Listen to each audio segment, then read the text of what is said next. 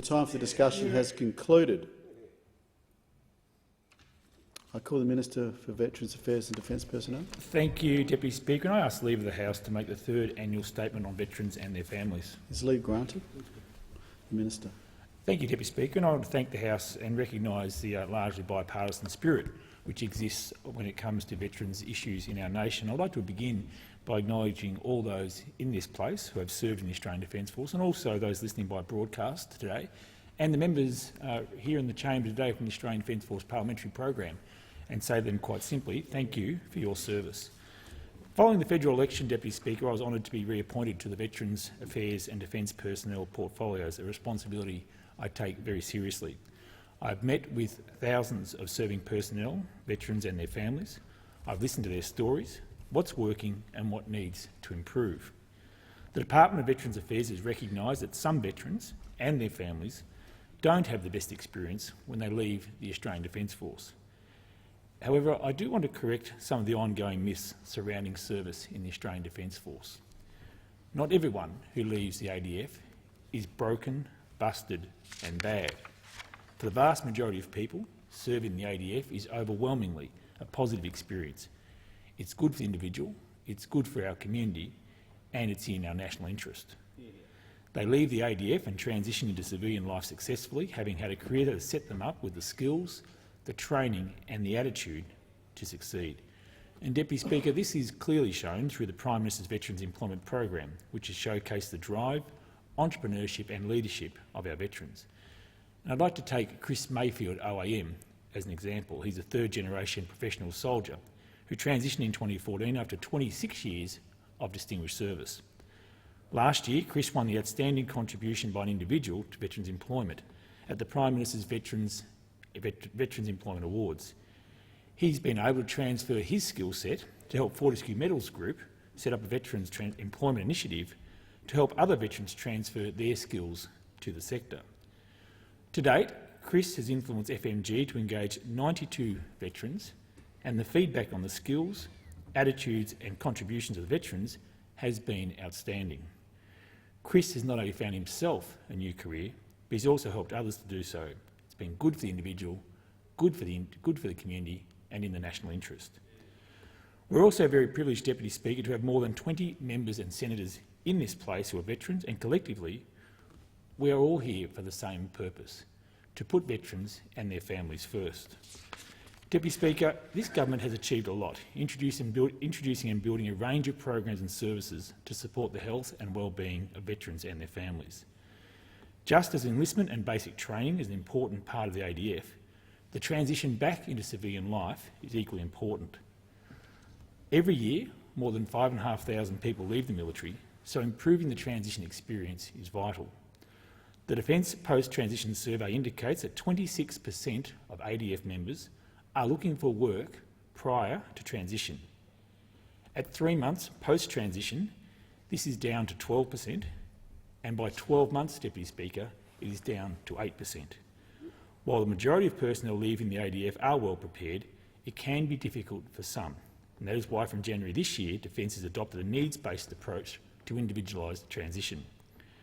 Regardless of time served, members can now access coaching, including career planning, full service documentation, skills recognition, resume preparation, job search programs and financial literacy education. Former ADF members are able to access this support, including employment support, for up to 12 months after transition.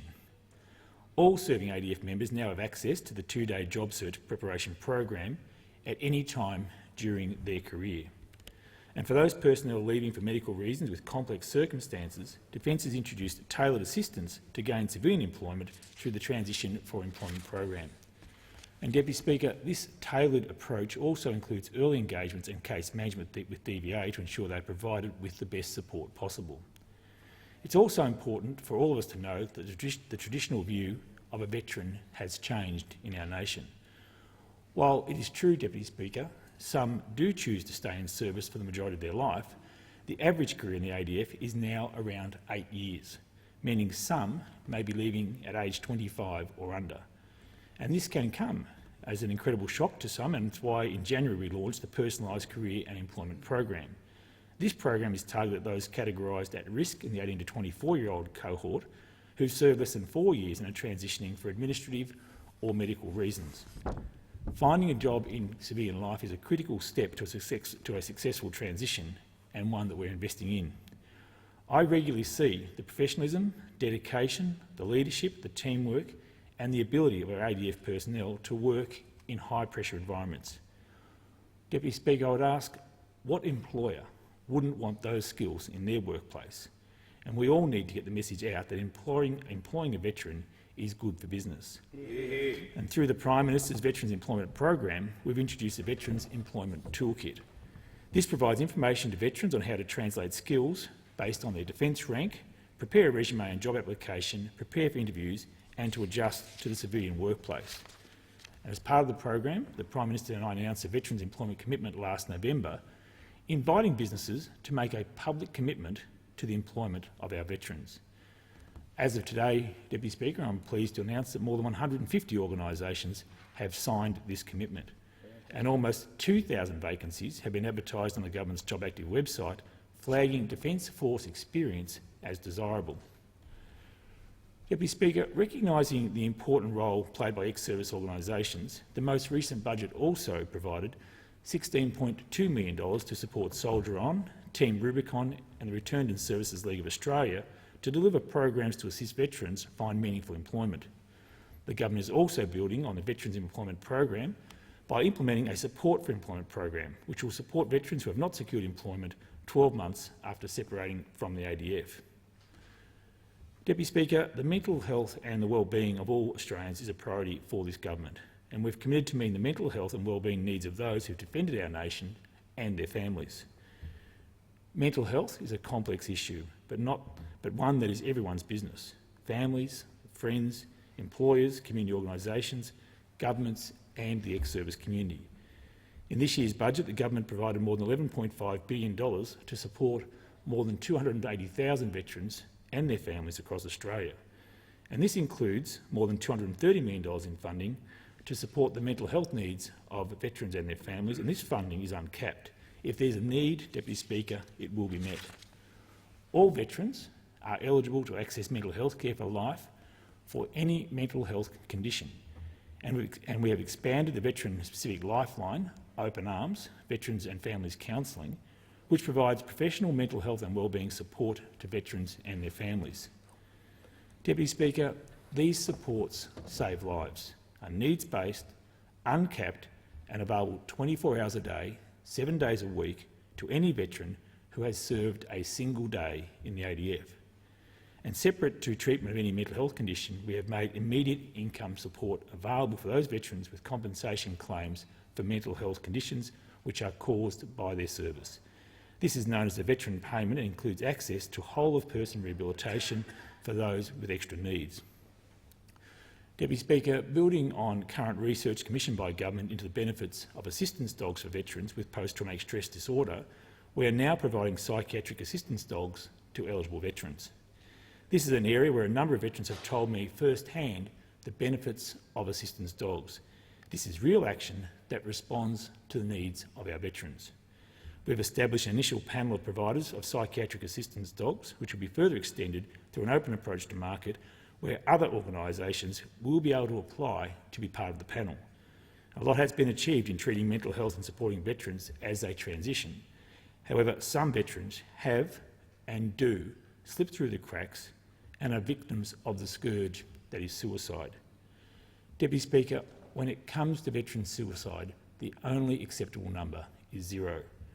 Mental health and suicide prevention are very complex issues, and one of my priorities when I was reappointed was to convene a Veteran Mental Health and Wellbeing Summit, bringing together experts from around Australia to plan the best way forward.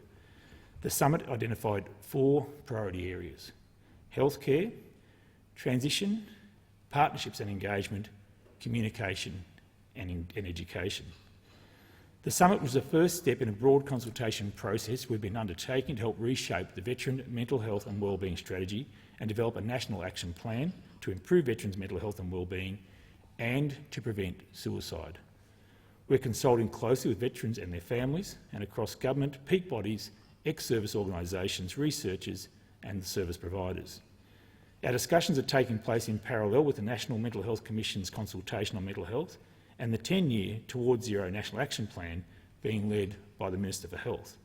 I intend to release that strategy and action plan by the end of this year. DVA is also piloting 2 important suicide prevention initiatives to support our vulnerable veterans. The Veteran Suicide Prevention Pilot provides assertive outreach, follow-up care and practical support to veterans following the discharge from hospital for a suicide attempt, ideation or risk of suicide. And Deputy Speaker, support coordinators work with individual veterans to develop a personalised safety plan which links them to support provided by DVA and ex-service organisations. Now, under our second pilot, Deputy Speaker, the Coordinated Veterans Care Mental Health Pilot, veterans receive coordinated care from their GP to help manage mild to moderate mental health concerns and pain, complemented by a self-help coaching app. This early intervention aims to promote better mental health outcomes for veterans, especially those who live where mental health services may be difficult to access. Deputy Speaker, the community plays an important role in supporting veterans and their families, and this training will help to ensure there are caring and trained people available to provide that initial support when and where it's needed by our veterans. At the election, Deputy Speaker, we committed to investing $30 million in a network of veteran wellbeing centres in partnership with ex-service organisations and state and territory governments. These centres will be located in 6 locations across the country: Nowra, Wodonga, Darwin, Townsville, Adelaide and Perth, providing local solutions to local communities. The centres will act as a one-stop shop for government and non-government services, including connections with local health services, community organisations, advocacy and wellbeing support. These wellbeing centres are part of the government's commitment to changing the focus of the veteran support system from an illness model to a wellbeing model, empowering our veterans during transition and into their new life beyond service. In the last budget, the government provided an additional $4 million for a partnership between Open Arms and the Return and Services League of Australia to deliver a national program of mental health training to up to 7,000 people across Australia. And I'm pleased to report that Open Arms is also partnering with Defence and Phoenix Australia in 3 innovative clinical research programs. The government has extended the provisional access to medical treatment trial, allowing veterans to continue to have access to treatment for specified conditions before their claim is approved. And this trial allows veterans to get the treatment they need faster and reduces the risk of further deterioration of their condition. Australians can be assured that this government is working with veterans and their families every day to improve services and support. And I encourage anyone in the veteran community who is struggling with their mental health to engage with DVA and Open Arms on 1800 011 046. That's 1800 011 046. Deputy Speaker, the contribution of women who serve in the ADF, but also the contribution and sacrifice of women whose partners serve, is immeasurable. And families are the primary support network for members throughout the ADF service and beyond. And while we ask a lot of our defence personnel, we also ask a lot of their families. And it's important we recognise and seek to better understand the service and sacrifice of women and families and actively seek to improve the support provided to them. So in 2016, the government established the Female Veterans and Veterans Families Policy Forum, which provides a platform to generate ideas to address issues facing their communities, to co-design DVA policy and services, and to build networks. One of the issues, Deputy Speaker, that was raised at this forum was the inequity between former spouses and former de facto partners of veterans around the partner service pension. In the last budget, we allocated $6.2 million over 4 years to remove this inequity, and I'm proud the enabling legislation passed this parliament just a few weeks ago. Another idea generated by the forum was to create a Council for Women and Families United by Defence Service, which was established last December. This council is chaired by Army veteran and current Chief Executive of BAE Systems Australia, Ms Gabby Costigan. And its role is to make a difference for veterans and their families by providing timely, informed advice to the government, driving policy outcomes and advocating on behalf of women and families united by Defence Service. Deputy Speaker, under our government, DVA is changing for the better. DVA acknowledges that in the past some veterans have had difficulty dealing with the department, but it is changing to meet the needs of veterans of all ages and their families now and into the future. The government has committed nearly $500 million to date to improve DVA by building a better client experience, making it faster, simpler and easier for veterans and their families to access services whenever and wherever they need them. DVA is listening to veterans and their families to understand how it can do things better and involving them directly in those changes.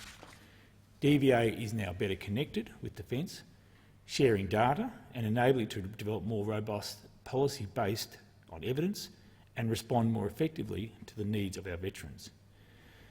This is why, Deputy Speaker, I support a question in the 2021 census regarding ADF service. The data would help DVA and ex-service organisations improve and better target services and support, particularly to the large proportion of veterans currently unknown to DVA.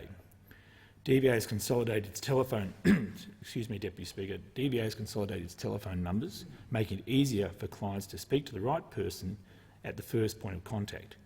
DVA's partnership with the Department of Human Services is also providing more opportunities for veterans and their families to connect with DVA through the DHS mobile service centres and agent networks. Under this government, DVA has developed and introduced an online service portal, My Service, which has streamlined processing for 40 of the most commonly claimed conditions, with some conditions instantly approved. I'm advised around 100,000 veterans have signed up for My Service, and this number continues to grow.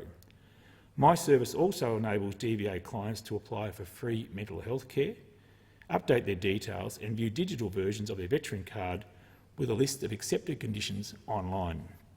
And Deputy Speaker, DVA is also continuing to digitise its files, with more than 300,000 veteran files, or the equivalent of more than 8.6 kilometres of veteran records already digitised, making it faster and easier to process claims. DVA's transformation has been informed by a number of reviews into how services and support are delivered to veterans and their families.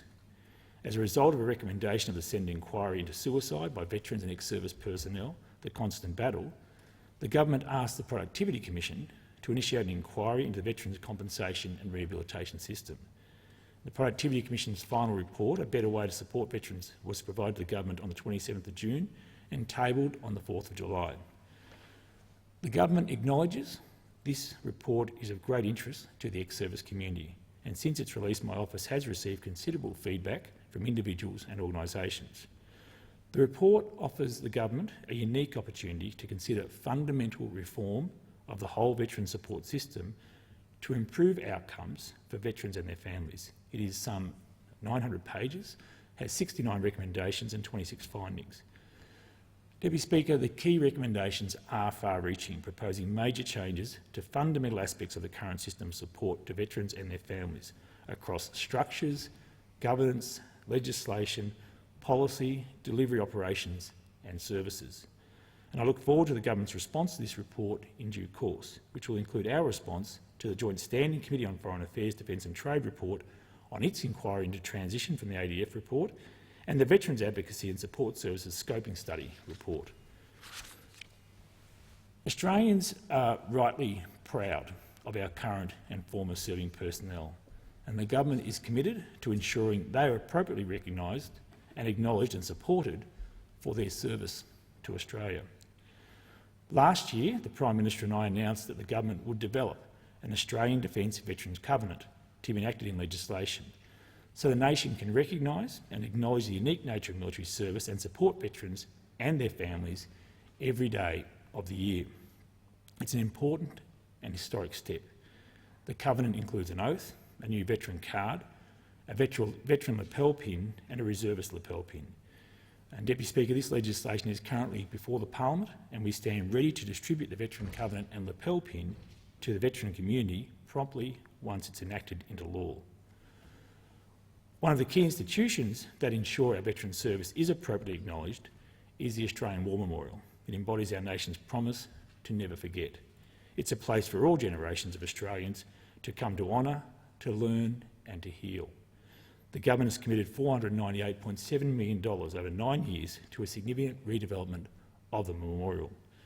This project will enable veterans from more recent conflicts by greatly enhancing the memorial's capacity to tell their stories in the same way it tells the stories of the First and Second World Wars, Korea and Vietnam. The new galleries will expand how the memorial explores Australia's peacekeeping story and create for the first time a permanent display dedicated to showing what our nation does to prevent war in the first place. Along with the memorial, my department delivers a range of domestic and overseas commemorative activities to ensure the service and the sacrifice of our service personnel is appropriately acknowledged and commemorated by the Australian community. The centenary of the First World War armistice last November officially concluded the Anzac centenary period, and I was privileged to represent the government at events both here and overseas, and I'm proud of the way the commemorations were delivered during the centenary. Since then, there have been other significant commemorative events, including the 50th anniversary of the Battle of Bin Ba, the 75th anniversaries of the D-Day landings and the Cowra breakout, and the 20th anniversary of the deployment of the ADF contingent to international force in East Timor, known as Interfet, among others. Deputy Speaker, these commemorations offer Australians the opportunity to reflect on the service and sacrifice of our veterans and their families, as do exhibitions such as the Thank You for Your Service photographic exhibition, which I had the honour of launching in April at Sydney's Anzac Memorial, featuring the work of 2018 Press Gallery Journalist of the Year, Alex Ellinghausen. The exhibition showcased the diversity of current ADF members, veterans and their families. Looking ahead, Deputy Speaker, our attention turns to the Second World War, and last month we commemorated the 80th anniversary of the beginning of the Second World War, signalling the start of important commemorative events over the next 5 years. And to mark this period in our history, the government has committed $10 million to the digitisation of Second World War service records held by the National Archives of Australia. The digitisation of service records from the First World War provided an invaluable resource for all Australians. Similarly, we will make the Second World War service records freely available to help educate current and future generations about the nearly 1 million Australians who served from 1939 to 1945. DVA is also working on the second stage of the Anzac 360 virtual reality app series, which will focus on Australians during the Second World War in Southeast Asia and the Pacific, with key stories including Hellfire Pass in Thailand and the Sandakan Death Marches in Borneo. Delivering on our election commitment, the government is expanding the Saluting Their Service Commemorative Grants program by providing an additional $10 million over 4 years, with a particular focus on commemorating the Second World War. And I'm pleased to advise that the scoping studies to develop a new interpretive centre in Papua New Guinea and to replace the existing interpretive centre at Sandakan Memorial Park in Malaysia are underway. The interpretive centres will explore the Australian experience of the Papuan and New Guinea campaigns and describe the experiences of those who suffered and died while in captivity at the Sandakan prisoner of war camp or on the death marches during the Second World War. I can also advise that the scoping study for a new interpretive site at Lemnos, commemorating the role of Australian nurses and doctors during the Gallipoli campaign on the former site of an Australian field hospital, is well advanced. Our forward commemorative program will include the continued delivery of the iconic Anzac Day dawn services in Turkey and France, combined with nationally broadcast commemorative service events for significant military anniversaries within Australia. Deputy Speaker, in conclusion, this government is committed to caring for those who have served our country and their loved ones, and to ensuring the flame of remembrance continues to burn brightly in current and future generations of Australians. And all Australians can be rightly proud that the government spends more than $11.5 billion a year to support our veterans and their families. Year on year, this government has increased this support and, importantly, has made accessing services and support easier and quicker. While we have achieved a lot, there remains a significant amount of work ahead. I look forward to working closely with our veterans, with their families, with ex-service organisations, with my colleagues and with those opposite, to put veterans and their families first and to further enhance services and support. I thank the Minister. Present a copy of my ministerial statement.